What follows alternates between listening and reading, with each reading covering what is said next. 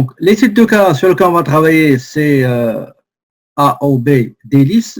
Donc, l'actionnaire a fait un dépôt, on a payé la facture de transport, on a payé les honoraires de l'architecte, virement pour rembourser un ancien emprunt, un client a fait un dépôt, paiement des factures d'entretien des câbles des ordinateurs, et enfin les frais d'intérêt bancaires. Bon, on est allé ici dans le module comptabilité. Et on a dit qu'on va utiliser chèque, dépôt, écriture comptable. Pour le chèque, c'est toute somme qui sortie de fonds après un paiement avec chèque. D'accord? Le dépôt, c'est toute entrée de fonds, soit avec chèque ou bien avec virement. Il y en a d'autres qui ajoutent qu'il faut aussi mettre la petite caisse, en question par la petite caisse, mais il faut changer, il faut enlever la banque. Parce qu'une fois que vous choisissez chèque ou dépôt, vous aurez le compte bancaire. Par défaut, s'il y a une sortie d'argent, vous allez trouver comme le montant sera crédité. S'il s'agit d'entrée d'argent, vous allez voir qu'il sera débité. Or, ce dépôt et chèque, les autres transactions vont passer par écriture comptable. Donc, on va commencer par la première transaction, qui est l'actionnaire a effectué un apport par dépôt bancaire. Donc, c'est un dépôt bancaire, c'est de l'argent qui a été déposé dans la banque par un chèque personnel de l'actionnaire. Donc, on va aller au dépôt. On va sélectionner la date, donc c'est le décembre, le 1er décembre. Description, c'est apport.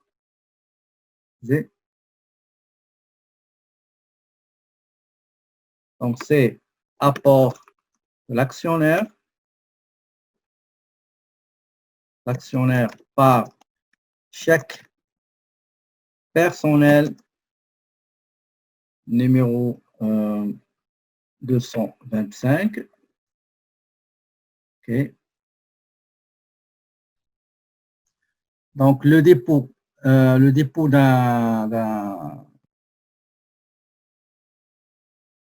d'un actionnaire comme apport, on va le mettre dans dépôt. On clique sur dépôt. Donc, c'est une entrée d'argent. On choisit la date, donc décembre. Le jour, c'est le 1er décembre. La description, c'est apport de l'actionnaire par chèque personnel. Numéro combien? Numéro 225. Regardez, une fois que vous avez cliqué et choisi, si vous choisissez chèque ou dépôt, automatiquement le compte bancaire sera mouvementé par défaut. Ici, il s'agit d'une entrée d'argent. Donc, voilà, d'ici, le montant sera automatiquement au débit. Une fois que vous faites la saisie du montant de deuxième compte concerné qui sera crédité. D'accord? Si vous ouvrez le chèque, vous cliquez sur le bouton chèque, c'est-à-dire sortie d'argent de la banque, vous allez voir automatiquement par défaut votre banque et le montant sera automatiquement inscrit au crédit. Donc, le deuxième compte qui est concerné, c'est 4001, c'est apport de l'actionnaire. Je me déplace avec tabulation et je saisis 100 000 $.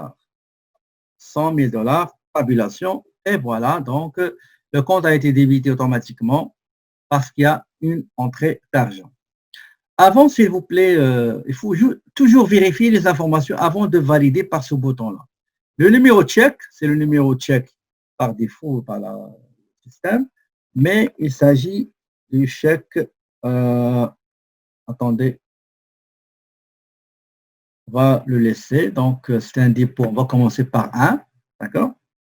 Ici, normalement, on met les numéros de chèque ou bien une référence d'un virement. Donc, voilà, l'apport, il est bien, la date, il est correcte. Et je clique sur visualiser. Enregistrer. Très bien. Maintenant, la deuxième transaction.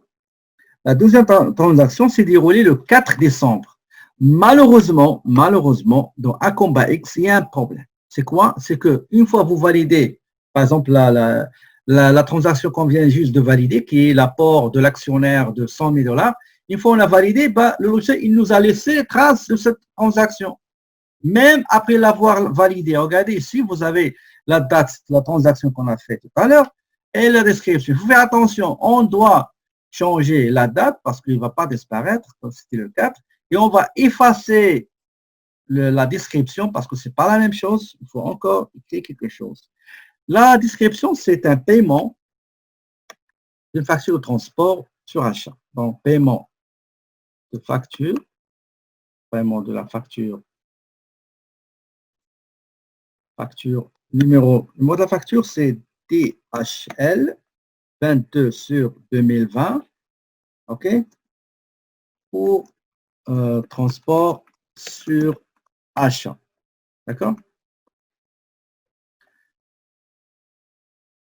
Ça, c'est là, on va mettre maintenant le numéro de chèque qu'on a donné à notre. Regardez, il y a une autre chose que j'ai oublié. C'est pour ça qu'il faut toujours vérifier. Regardez, je suis dans le dépôt. Ce n'est pas le bon endroit. D'accord? Si vous vous trompez, vous allez juste cliquer sur chèque ici. Et voilà. D'accord? Vous avez le chèque. Je change la date, c'était le 4. Je mets le numéro de chèque qui est 100. D'accord? Je viens ici, pardon, description, on a dit paiement d'une facture, de la facture numéro 100 pour transport THL sur achat. D'accord? Si jamais vous vous trompez, bah, il suffit juste de choisir l'un des trois et tout est réglé. Et on vient ici, on va mettre le compte de transport sur achat qui est 70,70. Voilà. Et je saisis le montant avec taxe. 574,88. Et voilà. D'accord? C'est ça la question que je m'attendais, c'est, monsieur, vous avez saisi juste de compte, nous avons la banque, montant total, c'est correct parce que c'est le montant du chèque, mais on n'a pas compris pourquoi la charge, elle est avec taxe. Ben, elle est avec taxe, mais regardez comment on va extraire les taxes. Vous voyez ce symbole-là? Si vous cliquez sur ce symbole, extraire les taxes, ben, il va extraire les taxes. Il va vous mettre les montants sans taxes, la TPS payée et aussi la TVQ payée. Je clique sur extraire. Il va vous demander quel taux vous désirez, quel groupe de taxes. Ben, nous, on a le taxe à 100%. Je clique et voilà, vous allez voir qu'il va extraire les taxes. Et voilà. Donc, le montant hors taxe, c'est 500. La TPS payée, c'est 25 et la TVQ payée, c'est 49. D'accord? Est-ce qu'il y a des questions, s'il vous plaît? Et après, je vais saisir le montant avec taxe qui est 574,88, tabulation. J'ai le montant avec taxe. Normalement, une charge, il faut qu'il soit avec un montant sans taxe. D'accord? Je vais aller ici, extraire les taxes au bouton là. On clique là-dessus et on choisit quel groupe de taxes, parce qu'il y a les taxes à 100%, il y a des à 50%, il y a parfois il y a une taxe exonérée et l'autre appliquée. Nous, on a juste 100%. Je clique sur groupe de taxes. D'accord? Et voilà, nous avons extrait les taxes. C'est hors taxe, TPS et la TVQ, le montant total avec taxes incluses. Bah, c'est celui qui figure sur le chèque qu'on a envoyé à THL. D'accord? Donc, une fois j'ai terminé l'écriture, je vous demande aussi, s'il vous plaît, de vérifier la date, OK? Numéro de chèque, 100 et la description et le montant est là. Aussi, vous allez trouver ici le montant. D'accord?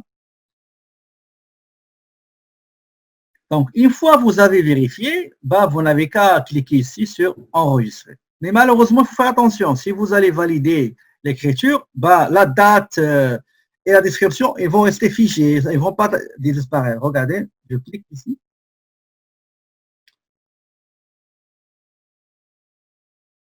Et il m'a laissé l'écriture, il est disparu. OK? Mais la date reste, la description reste. C'est un petit défaut, donc je ne sais pas qui vont travailler là-dessus. Donc, troisième transaction. Les honoraires d'un architecte réglés par chèque numéro 101. Et le montant est donné avec taxe incluse. Donc, la date, c'est le 7. Je dois changer la date. La description, je dois la changer. Donc, on va mettre honoraire, tout simplement. Honoraire de l'architecte. L'architecte. Je peux mettre cabinet, cabinet HA et associé. HA et associé. Je viens ici et je dois saisir le compte concerné. Donc, le compte concerné pour les honoraires, c'est 82,51. 82,51. Je me déplace avec tabulation. Je saisis 2874,38. Je mets tabulation et je clique sur extraire les taxes. Extraire les taxes. 1, 2, 3. Et voilà. Je choisis les taxes. Excellent. D'accord? Je vérifie avant de valider. Je vérifie la date. Numéro de chèque 101. La facture, on ne l'a pas mis. OK, donc on va l'ajouter. On va mettre facture numéro HA002. Donc voilà, il me paraît que l'écriture elle est correcte. Donc je clique sur enregistre. Très bien. Est-ce qu'il y a des questions avant de passer à la transaction suivante? Donc, je répète ma question. La quatrième transaction, c'est un virement qu'on a fait en faveur de notre banque pour rembourser un solde d'un ancien emprunt. Donc, ce paiement par virement bancaire, donc, quel est le bouton qu'on va utiliser? Est-ce que le chèque, dépôt ou écriture comptable? Donc, quel bouton on va utiliser de ces trois boutons, s'il vous plaît? Je répète, si vous allez labeler, vous allez écrire, vous allez utiliser un chèque, il faut utiliser le bouton chèque dans Acomba X. Si vous allez payer un fournisseur avec un chèque, il faut utiliser le bouton chèque. Si vous allez payer le téléphone avec un chèque, il faut utiliser le bouton chèque. Si vous voulez payer le carburant avec un chèque, vous utilisez le chèque, s'il vous plaît. On ne peut pas utiliser le chèque si on n'a pas, si on ne peut pas utiliser le bouton chèque dans Acomba X, dans le mode de comptabilité, si on n'a pas préparé et émis un chèque, s'il vous plaît. Si vous avez reçu un chèque, vous, le bénéficiaire, vous avez reçu un chèque par la poste, le client vous a remis main en main un chèque, ça, on va utiliser le dépôt parce qu'il s'agit d'une entrée de fonds. Entrée de fonds par chèque ou par virement bancaire, on va la comptabiliser dans dépôt. Le paiement, la sortie de fonds, une sortie d'argent de notre banque par un chèque, on va utiliser le bouton chèque. Une entrée d'argent dans notre compte bancaire par un chèque ou par virement, on va utiliser le bouton dépôt. Autre transaction, ben c'est écriture comptable. La quatrième transaction, il s'agit d'un virement que l'entreprise a effectué en faveur de la banque pour rembourser et solder un solde qui reste d'un ancien emprunt. Donc, et vous m'avez dit maintenant que c'est écrit, parce qu'il ne s'agit pas d'une sortie d'argent par chèque. Donc, je ne vais pas utiliser le bouton chèque. Il ne s'agit pas d'une entrée d'argent par virement ou par chèque, ok, mais il s'agit d'une sortie d'argent par un autre moyen qui n'est pas le chèque. Donc, je vais utiliser écriture comptable. Très bien. Donc, je vais fermer ça. Et on va recommencer. ça ne sera pas, non? Donc, on va aller, donc, comme vous l'avez dit, dans écriture comptable. Je choisis la date, c'est le 15, ok, le 15 décembre. Donc, c'est le 15 décembre, pardon, le 15 décembre. Pour ce qui est description, on va dire solder un ancien emprunt bancaire. D'accord?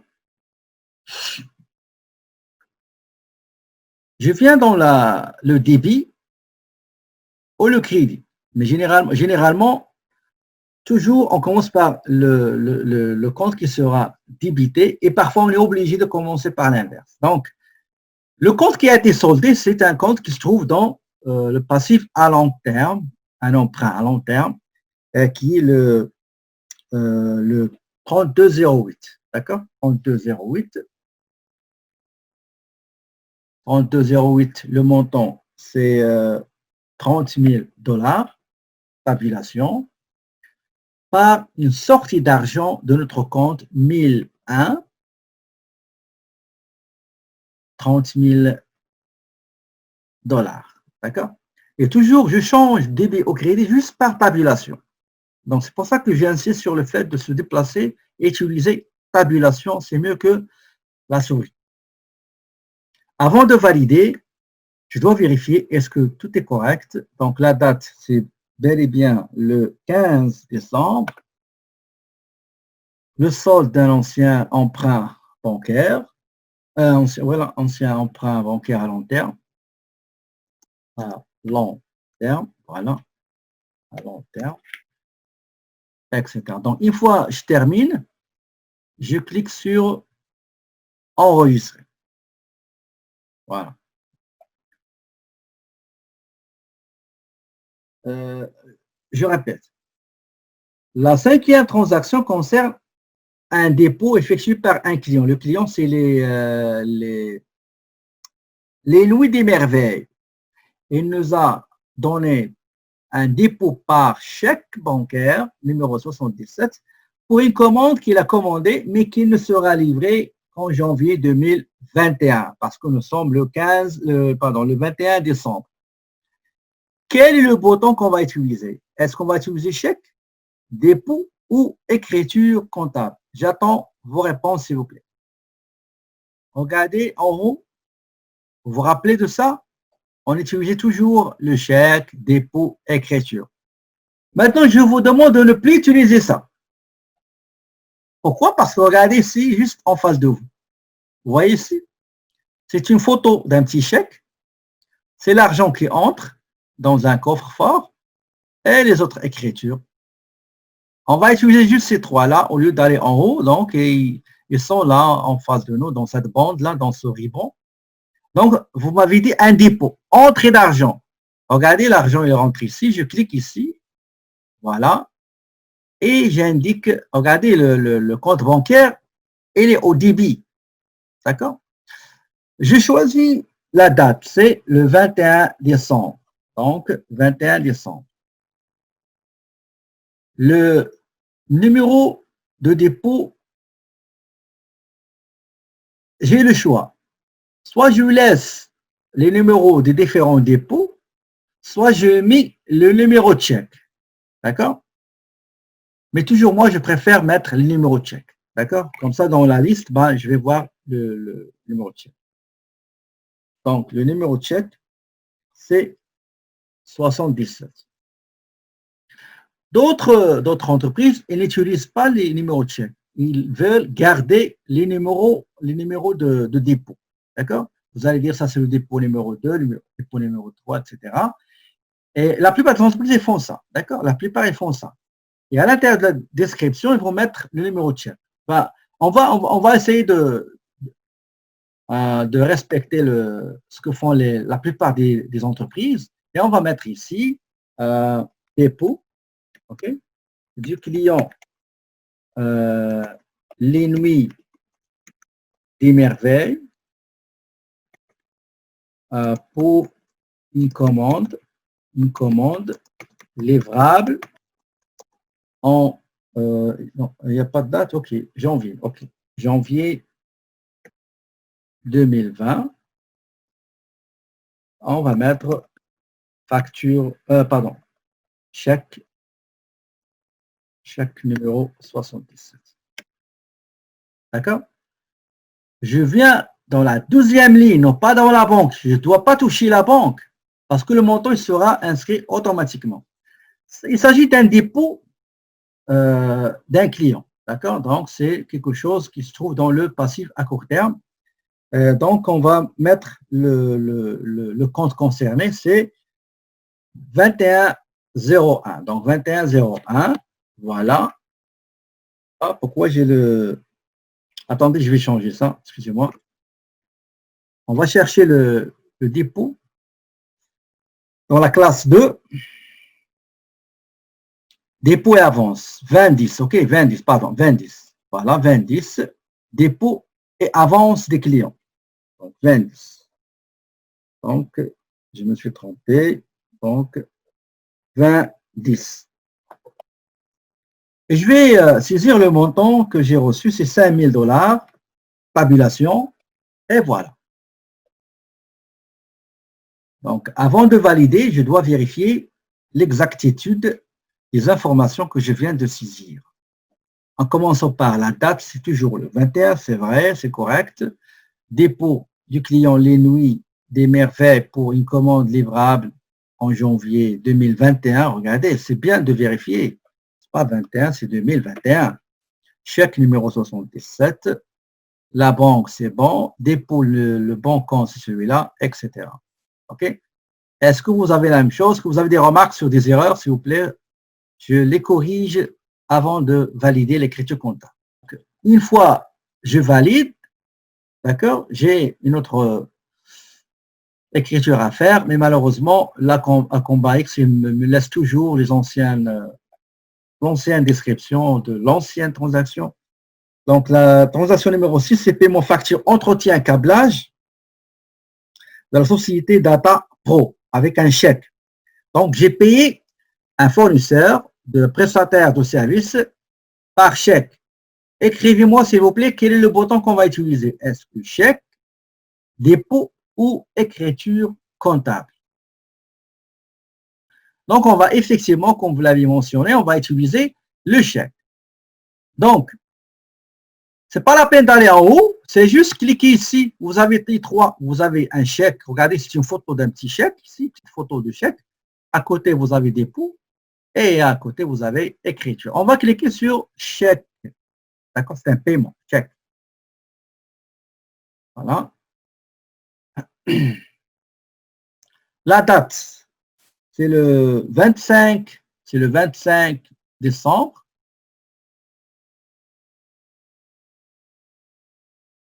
La date, c'est les 25 décembre. Donc, 25 décembre. Le chèque que j'ai remis, c'est 102. C'est bon parce qu'il y a une séquence du numéro. Il faut enlever ça, malheureusement. Donc, il s'agit de paiement facture entretien. Donc, on va mettre facture numéro data 07 sur 2020 pour entretien câblage, ok, câblage du parc informatique, par exemple. Okay. Du parc informatique.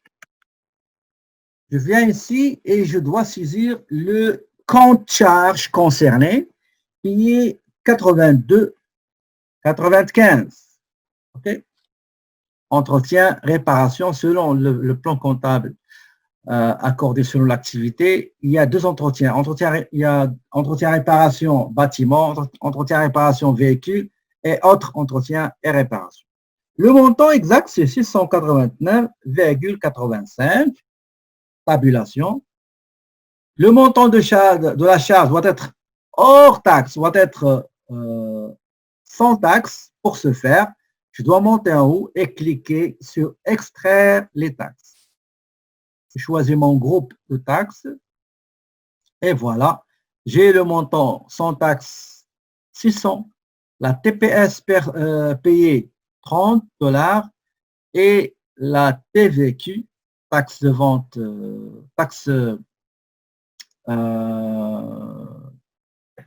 la TVQ, taxe de vente provinciale, payée. D'accord?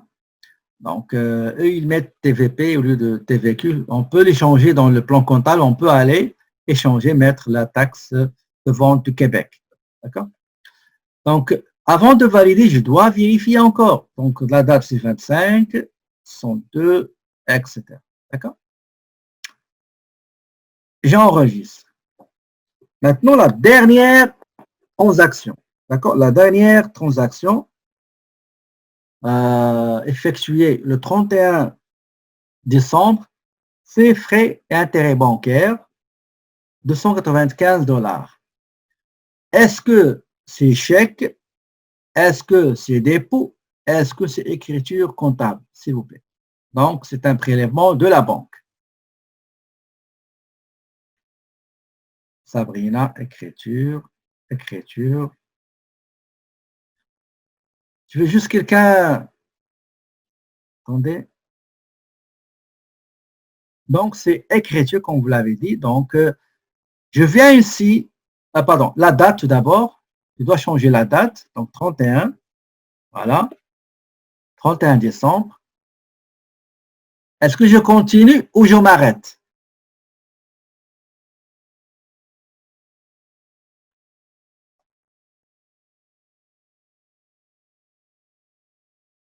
Arrête. Et pourquoi, Monica, je dois m'arrêter? Il faut changer. Exactement. Regardez. Un conseil, toujours regarder en haut ici, à gauche. D'accord?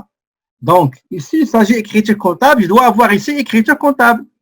Si je suis en train d'utiliser le dépôt, ben, il faut que je vois ici dépôt. Est-ce que tout le monde a compris? D'accord? Donc, pour changer, c'est simple. Ne vous paniquez pas. Vous allez venir ici, regardez, nous avons chèque, dépôt, écriture. Donc, je clique sur écriture, tout simplement. Et vous avez en haut écriture. 31,12, c'est bon.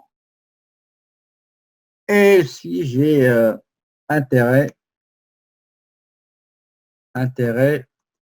et frais bancaires, ou bien parfois on dit frais, parfois on les sépare, intérêt bancaire, un autre compte, et frais et commissions bancaires, autre compte. Donc, le compte de la charge, c'est 9001, qui est intérêt et frais bancaires. J'ai mis le montant qui est 295, tabulation. Le compte accrédité, c'est le compte de l'encaisse, qui est la banque 1001. Et je dois saisir encore le montant parce que ce n'est pas comme chèque et dépôt, ils sont contrebalancés automatiquement. Et voilà. Donc, avant de valider, je dois vérifier mon écriture. Donc, intérêt, frais bancaires, c'est bon, banque, excellent. Très bien, donc je vois qu'il n'y a aucune erreur. Je clique sur valider. Très bien. Et je ferme. Est-ce que vous avez des questions avant qu'on passe au deuxième cas pratique de ces 2 minutes? Pour visualiser les transactions que vous avez déjà faites et regarder s'il y a des erreurs. Voilà qu'est-ce qu'il faut faire. Vous allez dans Transactions, vous choisissez le premier bouton, Transactions. D'accord? Je clique sur Transactions et vous voyez ici, vous avez toutes les transactions devant vous. Toutes les transactions. Si vous désirez commencer par l'écriture, vous n'allez qu'à choisir quel type. Par exemple, écriture, vous aurez juste les écritures. Vous désirez voir uniquement les opérations payées par chèque, vous cliquez sur chèque. Vous désirez avoir les montants, ou bien les transactions d'entrée d'argent, vous n'allez qu'à choisir dépôt. D'accord? Donc, si vous désirez avoir les écritures, vous n'avez qu'à cliquer sur écriture et ainsi de suite. D'accord? Maintenant, il y a un petit défaut dans Acomba X qui paraît devant vous. Est-ce que quelqu'un peut me dire un petit défaut qui existe ici?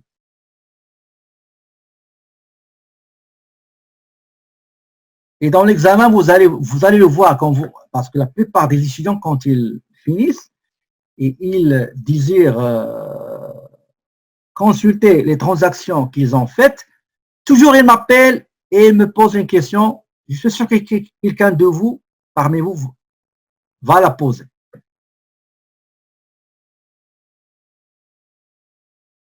Regardez, regardez ici, comme a dit votre collègue, le petit problème dans Acomba X, c'est que pour les opérations, transactions comptabilisées à travers écriture comptable, le bouton écriture comptable, vous n'allez jamais voir leur montant. Regardez, ici, il n'y a rien, ben, je clique, ben, il est correct. Maintenant, si vous désirez supprimer n'importe quelle transaction, il suffit juste de cliquer ici. Et si jamais vous désirez la modifier, ben, vous l'ouvrez, modifiez, vous faites ce que vous désirez apporter comme modification, et après, vous allez cliquer ici, enregistrer. C'est par exemple, regardez, je vais vous dire une chose. Supposons par exemple, ça c'est une écriture, je viens ici, je mets par exemple 9001 par exemple, d'accord? Pardon, excusez. J'ai mis 1000 et je veux annuler. Regardez, il annule la dernière opération. Je clique et voilà. D'accord? Ça, rétablir. D'accord? Ça, c'est annuler. Ça, c'est à rétablir. Je ferme ça. Et voilà. Maintenant, si vous désirez voir, pour voir les détails des transactions, des comptes, comme le grand livre, on va aller dans rapport financier, pardon, dans rapport, liste des comptes. Je vais parler par liste et les autres. Est-ce que vous désirez le sommaire ou le détail ou avec transaction? Si on prend par exemple la période de décembre, la période décembre, pardon, et on va dire sommaire, on clique sur cet écran-là, ce bouton génération, générer le rapport. On va attendre, ça sera pas long. Voilà, vous avez le détail de la liste de votre compte. Maintenant, si vous demandez une liste des comptes avec les transactions, regardez qu'est-ce qu'il va vous donner. Chaque compte, ça c'est ce qu'on appelle le grand livre. Dans la combat, il n'appelle pas le grand livre. Ok, il appelle liste compte avec transaction. Ça c'est la banque. Toutes les transactions touchées par la banque, l'historique de la banque, l'historique des comptes dépôts, l'historique des comptes TPS payés, TVQ payés, dette à long terme, actions ordinaires, les honoraires, etc., etc. D'accord? Si vous désirez envoyer ça par email, donc vous allez choisir quel format à utiliser. Si vous désirez l'enregistrer, c'est quel format vous utilisez. Est-ce qu'il y a des Koba, OK? Non, c'est juste, s'il vous plaît, si vous pouvez répéter comment on peut avoir le détail des transactions, le Okay. rapport. D'accord, okay. Je vais répéter. Okay.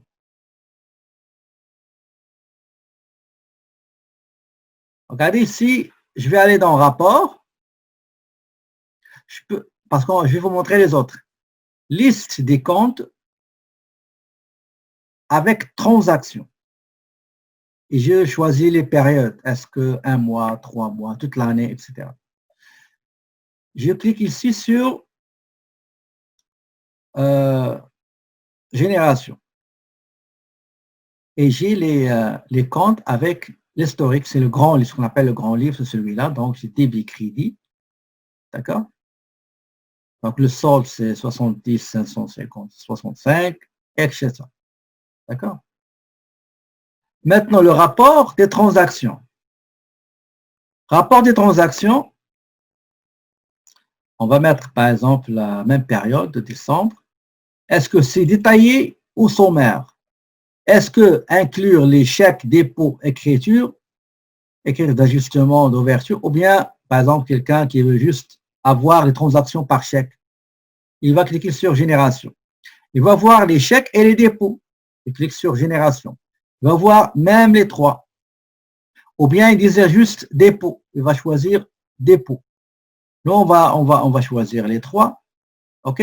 Si vous désirez l'historique, vous cliquez sur l'historique, sinon vous le désactivez. Et on va cliquer sur Génération. Générer le rapport. Et voilà les transactions. Donc, ici, les sommaires transactions qui ont été effectuées par chèque, par dépôt et par écriture pour la période concernée qui est décembre. On va aller, par exemple, choisir détaillé. Tout à l'heure, je vous ai montré sommaire. La même chose, je laisse ça. La période décembre. Générer, s'il vous plaît, le rapport. Et vous avez le détail. D'accord? Tout à l'heure, on avait le sommaire, juste 3 lignes. Ici, il y a chaque ligne avec le détail. Dépôt, tout à l'heure, on avait juste 2 lignes, mais maintenant les 2 lignes avec détail et ainsi de suite. D'accord? Est-ce qu'il y a des questions, s'il vous plaît, avant d'aller en pause pour 10 minutes et retourner commencer le cas pratique numéro 2 de la compagnie Auto Jack? Est-ce qu'il y a des questions, s'il vous plaît?